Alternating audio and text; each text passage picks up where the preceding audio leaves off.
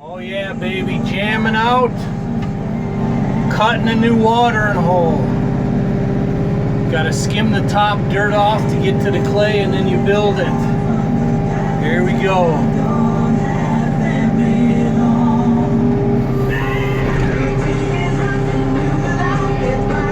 It's gonna be down in this low spot right here. Right on the edge of this future food plot. See if I can get it done here. Then you take your good dirt and you pile it somewhere for future use. You don't want to put good dirt in your little berm because it'll seep through there. You want that berm to be made of clay.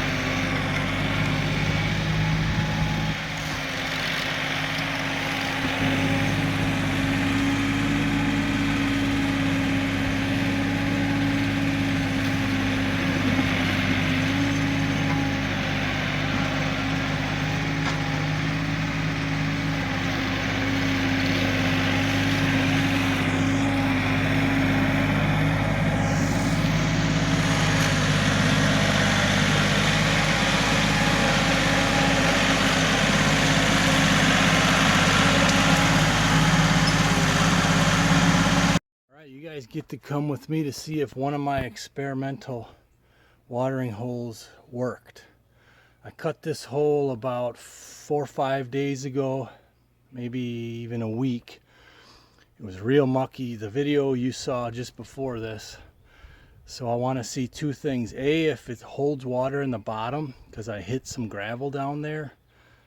I did put clay over it, but it was so wet that I couldn't mash it down. And B, if the 2 channels I cut along the field edges did in fact cycle the water into that hole. So let's go take a look. All of the other small little water cuts have water in them, and there's a lot of puddles.